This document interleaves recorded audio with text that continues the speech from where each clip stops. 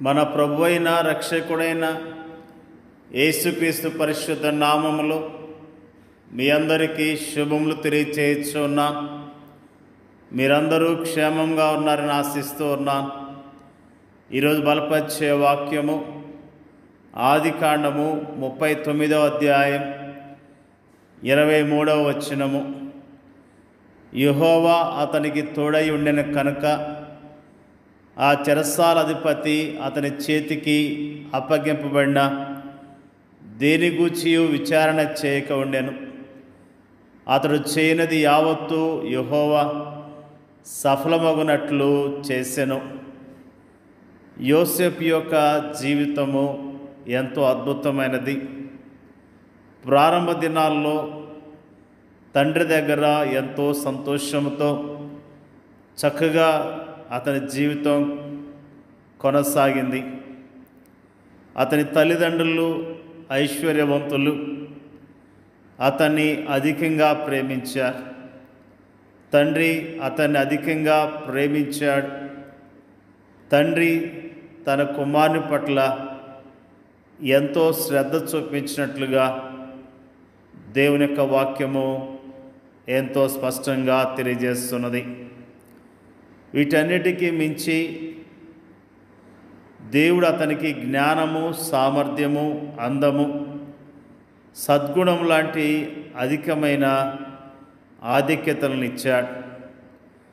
దేవుని అందలి అతని ప్రేమ అతన్ని అమితముగా ఆశీర్వదించింది. వీటన్నిటి ఫలితముగా అన్నలు అతన్ని ద్వేషించడం ప్రారంభించారు. అక్కడే అతనికి కష్టాలు ప్రారంభమయ్యాయి. యోసేపు ప్రారంభ దినాల్లో సుఖంగా జీవించాడు. కానీ యవ్వన ప్రాయంలోనికి అడుగు పెడుతున్న సమయాల్లో అతని జీవితంలో ఎన్నో కష్టాలను ఎదుర్కొన్నట్లుగా దేవుని యొక్క వాక్యము స్పష్టంగా తెలియజేస్తున్నది. ఆదికాండములో యోసేపు గురించిన విషయాలు మనందరికీ తెలిసినవి. సొంత అన్నలు అతన్ని అమ్మివేశారు. అతన్ని బాగా మాటలతో బాధ పెట్టారు. అతని గురించి మరి చాలా చెడుగా చెప్పుకున్నారు. అంతేకాకుండా అతన్ని అమ్మివేసినప్పుడు అతడు యోసేపు ఐగుప్తులో బానిసగా మరొక వ్యక్తికి అమ్మివేయబడ్డాడు. అతని జీవితంలో అనుకోకుండా వచ్చిన పరిస్థితులు అతన్ని ఎంతగానో కృంగదీసినాయి. మరి ఐగుప్తు దేశంలో అతడు ఒంటరిగా ఉన్నప్పటికీ యోసేపు దేవుని ఆశ్రయించి దేవుని మీద ఆశ పెట్టుకొని జీవించినట్లుగా దేవుని యొక్క వాక్యము ఎంతో స్పష్టంగా తెలియజేస్తున్నది. ప్రతి విషయములో దేవుని సహాయాన్ని పొందుకుంటూ వచ్చాడు. దేవుని యొక్క కాపుదలను పొందుకున్నాడు. దేవుడిచ్చే ఆదరణ పొందుకున్నాడు. పరాయి దేశములో, పరాయి ప్రాంతంలో, తన వారంటూ ఎవరూ లేని ప్రదేశంలో అతనికి ఏకైక స్నేహితుడు దేవుడే అన్న విషయాన్ని మనం జ్ఞాపకం చేసుకుంటూ ఉన్నాం. నిజంగా యోసేపు ఆ యొక్క ఐగుప్తులో పని చేస్తూ ఉన్నప్పుడు అతని జీవితంలో ఎంతగానో వృద్ధి చెందినట్లుగా, క్రమక్రమముగా అతడు దీవించబడ్డట్లుగా దేవుని యొక్క వాక్యము తెలియజేస్తున్నది. ఊహించని రీతిగా ఆ ఇంటి యజమానురాల ద్వారా పెద్ద సమస్య ఎదుర్కోవాల్సి వచ్చింది. పాపానికి దూరముగా పారిపోవటం ద్వారా యజమానుడి యొక్క భార్య పగబట్టి అతని గురించి చెడుగా చెప్పి చెరసాల్లో వేయించినట్లుగా దేవుని యొక్క వాక్యము తెలియజేస్తున్నది. ఆ చెరసాల్లో ఉన్నప్పుడు దేవుడు అతనికి తోడుగా ఉన్నట్లుగా మనం జ్ఞాపకం చేసుకుంటున్నాం. అయితే యెహోవా యోసేపునకు తోడై ఉండి అతని యందు కనికెరపడి అతని మీద ఆ చెరసాల యొక్క అధిపతికి కటాక్షం కొన్నట్లు చేసెను. చెరసాల అధిపతి ఆ చెరసాల్లో ఉన్న ఖైదీలందరినీ యోసేపు చేతికి అప్పగించెను. వారు అక్కడ ఏం చేసిరో అదంతయు అతడే చేయించువాడు. యెహోవా అతనికి తోడై ఉండెను కనుక ఆ చెరసాల అధిపతి అతని చేతికి అప్పగింపబడ్డ దేని గూర్చియు విచారణ చేయక ఉండెను. అతడు చేయనిది యావత్తు యెహోవా సఫలమవునట్లు చేసెను. నిజంగా దేవుడు ఎంత గొప్ప దేవుడు, ఎంత మంచి దేవుడు.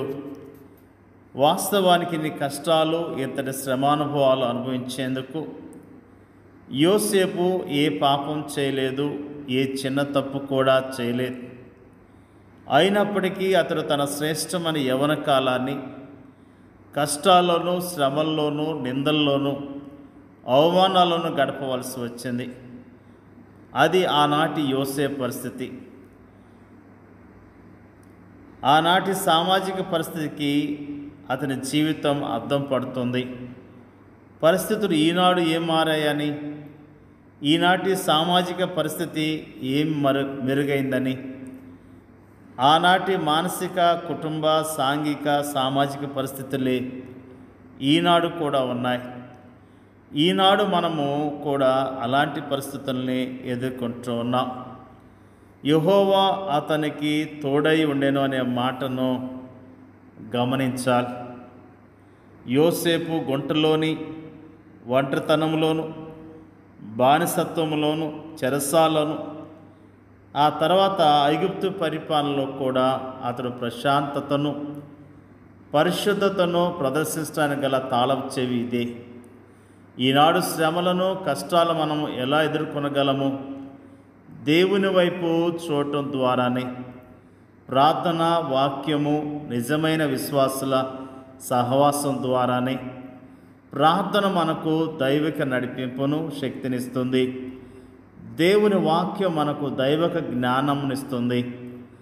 అభ్యాసం చేత మేలు కీడులను వివేచించుటకు సాధకం చేయబడిన జ్ఞానేంద్రియములు కలిగిన అనుభవజ్ఞులైన విశ్వాసుల సహవాసము మనకు సరియైన సలహాలను ఇస్తుంది. ప్రేమైన దేవుని బిడ్డలారా, యోసేపు జీవితం ద్వారా దేవుడు మనకు అనేకమైన పాఠాలను నేర్పిస్తూ ఉన్నాడు. నిజముగా యోసేపు ఓర్పు కలిగి ఉన్నాడు, ఓర్చుకున్నాడు, ప్రభు కొరకు నిలబడ్డాడు, సాక్ష్యాన్ని నిలుపుకున్నాడు.